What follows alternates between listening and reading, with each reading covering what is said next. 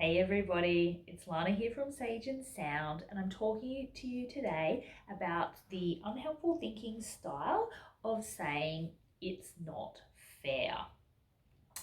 So this can come up pretty easily in our world. Our world is an unfair place. And what we really mean a lot of the time when we say, gosh, this isn't fair, is and it should be fair. That's the part of that statement that is really causing us trouble.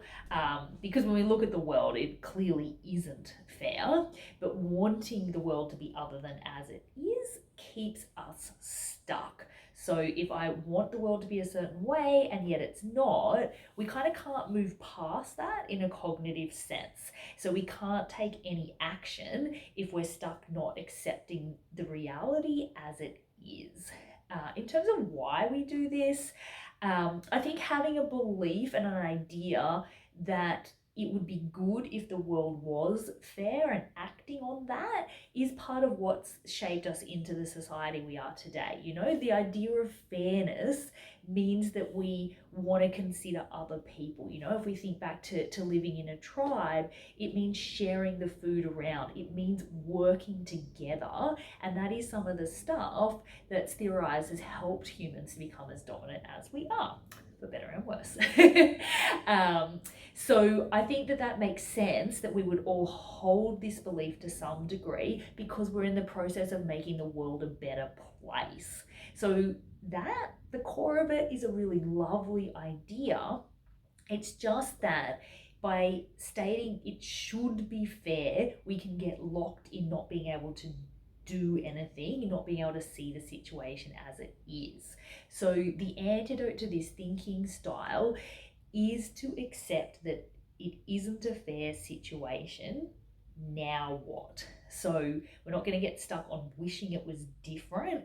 We're going to get stuck into what do I want to do with this? And that's where then action can take place. This isn't a fair situation. Can I take action? Do I want to take action to make it more fair? And sometimes the answer is yes. This is where social justice kind of comes in. It's seeing something that isn't great and taking action on it. But just complaining about it, that's not doing anything except making us feel worse. Plenty of situations which aren't fair and where we have very little control over the situation. There's not much we can do to change it. And as you may know, if you've looked at some of my other work, this for me is where values come in. When we're in a situation where we don't have much control except for over our response, that's what we want to focus on. We always get to choose how we show up in a situation. So if something isn't fair, do I want to whine and complain, or do I want to pull, if it's not going to make a difference, do I want to pull into some of my values and go through this unfair experience with integrity, with loyalty, with a focus on connecting to other people regardless? So if you know your values, that can really help you to not push back against a situation that you can't change and instead just focus on being your best self in that situation. But it does require discernment. You need to have a think about, is there something I can do to increase the fairness of this situation? Yes or no? Because if there is something you can do, it makes sense to do it. You will feel better and it's going to align better with your ideas about a fair and just society. And so it's only for the situations which are unfair and which we can't change that you're going to pull back into, okay, I've really just got to focus on my response here.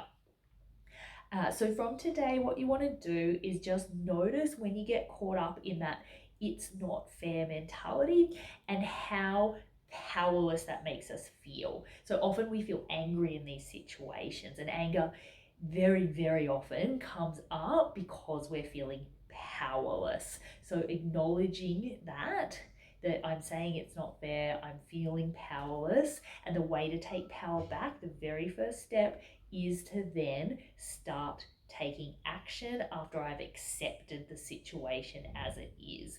Accept the situation, accept the feeling of powerlessness, and then you can start to look for where the power is. And like I said, the power is either in your actions or the power is in how you respond to the situation. So give these techniques a go.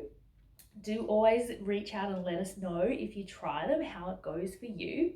And if you would love some personalized help with this kind of stuff, it's what we do here at Sage and Sound. So there's also a link to our website, and from there you can book an appointment with us. We do both in person but also online appointments. So no matter where you are, we can help you with this stuff.